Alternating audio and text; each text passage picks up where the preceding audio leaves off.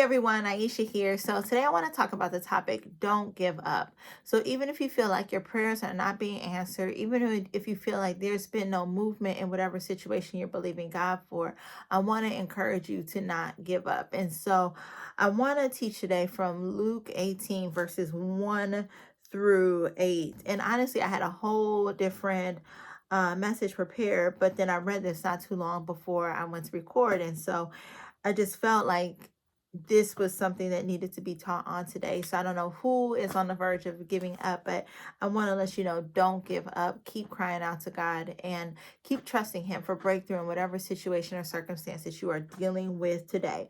So let's get started. Um, all right, Luke 18, starting at verse 1. And he told them a parable to the effect that they ought to always pray and to not lose heart. And he said, in a certain city there was a judge who neither feared God nor respected man. And there was a widow in that city who kept coming to him, saying, give me justice against my adversary. For a while he refused, but afterward he said to himself, though I neither fear God nor respect man, yet because this widow keeps bothering me, I will give her justice, so that she will not beat me down by her continual coming. And the Lord said, hear what the unrighteous judge says. And will not God give justice to his elect, who cry to him day and night? Will he delay long over them? I tell you, he will give justice to them speedily. Nevertheless, when the Son of Man comes, he will find faith on earth. And so there were a couple of things that I just wanted to point out to you today. Number one of the first things that Jesus says in Luke 18:1 is he says that they ought to always pray and not lose heart. And one of the things that I think that is really powerful with this is that sometimes we think that we can pray once and kind of let the situation go and just says, you know what, I already prayed about it, been there, done that, all done, let God handle it from here. But what Jesus is saying is that we ought to pray and not lose heart, meaning we continuously come to him. And so we can continuously come to him about a stubborn situation in our lives or something that's not moving or things that are really troubling us, because at the end of the day, he says to cast all of our fears and anxiety on him because he can carry them, right? He says that, I think that is in First Peter. Let me pull up the scriptures because I know the scriptures, but sometimes I do have to figure out where they actually are. So cast your fears. Um, so, um, so actually, Psalm 55:22 says, cast your anxieties on the Lord, right? And then 1 John 4:18 says, there is no fear in love, but perfect love casts out all fear.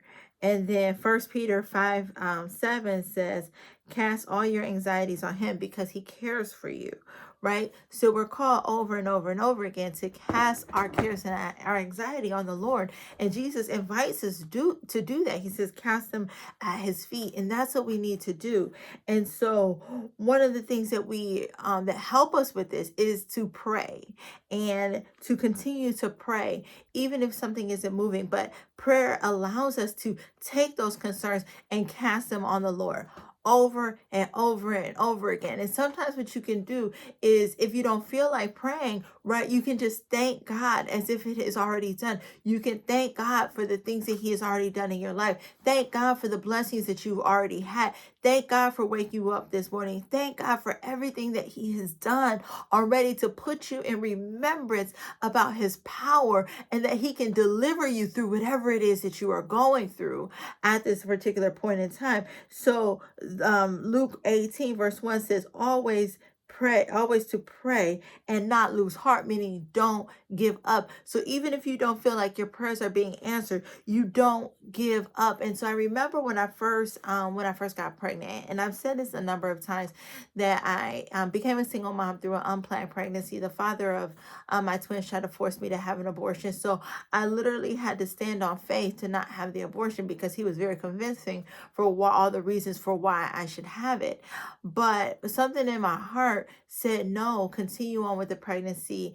And I had to trust that the Lord was going to sustain me. So during this time, like dealing with a total life change, because I had just quit my job to become a full-time entrepreneur, their dad gave me the ultimatum, either abort or he's out. And he walked out when I was 4 months pregnant. So here I was. I had just quit my job to become an entrepreneur. Now I'm pregnant. Now he's gone. So I had to deal with, now what? How do I move forward in this? How do I move forward, in my career? How do I move forward in peace of mind? How do I move forward as a mom? How do I move forward as a woman? And I found myself praying all the time. And sometimes those prayers were the same. Like, Jesus, help me, right? Sometimes all I could say was Jesus. But I kept praying literally moment by moment. One of the things that I talk about in my book, Navigating the Impossible, a survival guide for single moms from pregnancy through the first year of motherhood, is how I had to take it moment by moment, minute by minute, hour by hour, day by day, until those days became weeks, those weeks became months, and those months eventually became years, right? And so 9 months for the pregnancy, but years when I talk about continuing on, because my kids are now 8. And so I had to learn how to take my everyday needs to the Lord. When I felt fear about finances, I had to take those needs and cast my cares and my anxieties on the Lord. I had to trust that He would carry them for me. And sometimes I found, like, I would wonder, like, is God getting tired of me coming to him to keep praying? I keep coming to him about this same thing. Like, my heart at that particular point in time had been just broken into so many different pieces. The fear was so overwhelming. And the trying to figure out how to move forward. I didn't know what to do. I didn't know I didn't know how to move forward. But in those times, I had to just keep going to the Lord, like, Lord, carry me. Lord, help me, right? Lord, direct me. Help me. Help me to move forward. I don't know what to do in this moment. I don't know how to get off the floor crying in this moment. How am I going to move forward? And I really experienced this, right? That we should pray and not lose heart, because I could not lose heart. I could not give up, that the Lord was going to answer my prayers and that he was going to be with me. And so what Jesus says in here is, the widow kept coming over and over and over and over again, pleading with a judge, asking him for justice, asking him to honor her request. He kept refusing, but she did not give up. And because she did not give up, she was a persistent seeker, right? Her request was answered. And I think that sometimes as believers we can give up too soon. And sometimes as believers, I think that we can only go to God a certain number of times before he gets tired of hearing us.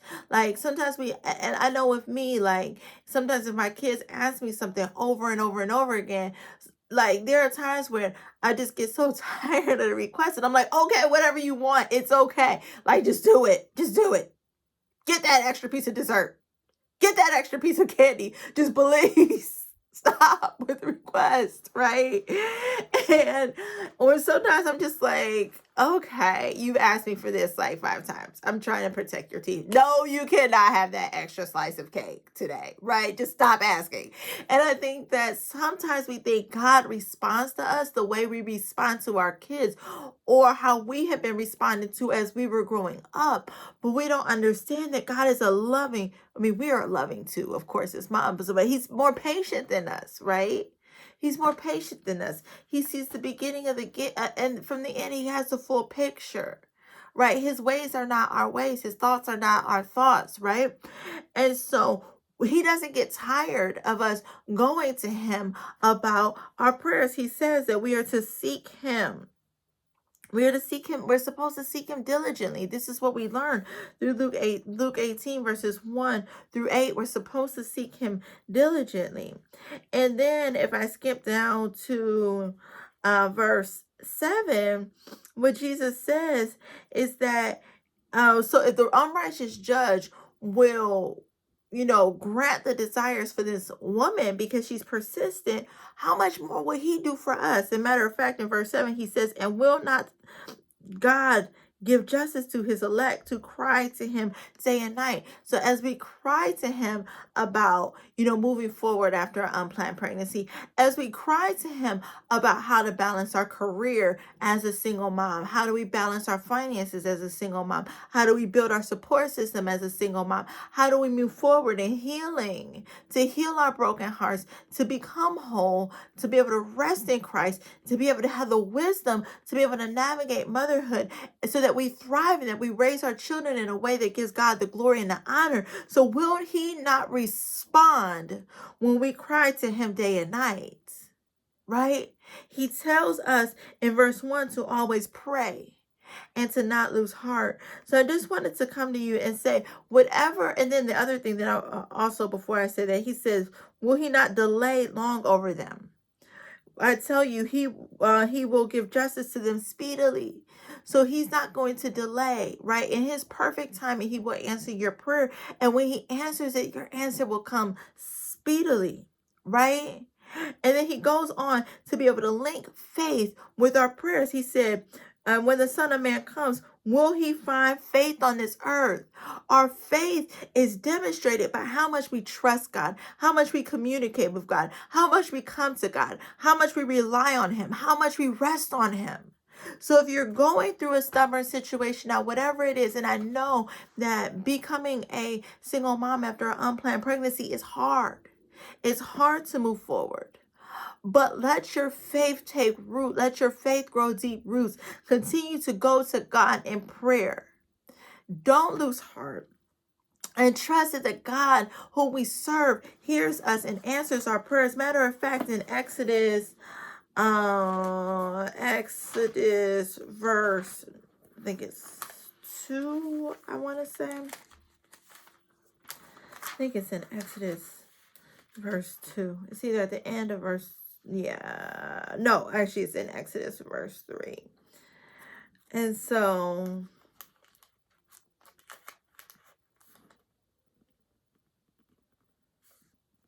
alrighty, so in Exodus verse 3, this is when Moses encounters the Lord at the burning bush.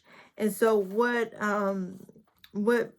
God says to Moses is that he said in verse 7, Exodus 3 verse 7, he says, I have surely seen the affliction of my people who are in Egypt, and I have heard their cry because of their taskmasters. I know their sufferings, and I have come down to deliver them out of the hand of the Egyptians and to bring them out of that land to a good and broad land, a land flowing with milk and honey, right? So the same thing applies to your situation right now.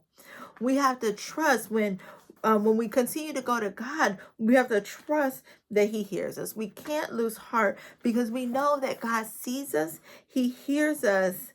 He's a God who intercedes and intervenes on our behalf to deliver us and to move us into a new season, a new land, a land that has peace, a land that has joy, a land that has overflow, a land that has abundance. But during the wilderness season, draw near to God, because scripture says that as we draw near to God, he draws near to you, right? Don't lose hope. Don't stop praying. Don't give up. Don't lose heart. And know that if an unrighteous judge can answer the prayer of the woman, answer the request of the woman, know that our God who loves us, who is perfect, who will never leave us nor forsake us, will answer our prayers and answer your prayers as well. So don't lose heart. Don't give up on your prayers.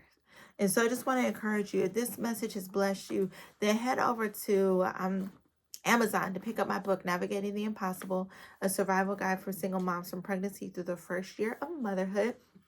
It's available on Amazon. And I talk about building your faith, managing your finances, building your support system, moving forward, as a woman, as a mom, not giving up, Just so many good things are in that book. So I definitely encourage you to pick up the book, Navigating the Impossible, a survival guide for single moms from pregnancy through the first year of motherhood, available now on Amazon. And if you like this, I encourage you to like this message, love it, share it with a friend, leave a comment, and also subscribe to my channel. Definitely appreciate it. And yeah, definitely let me know how this has encouraged you. Have a good one. Bye.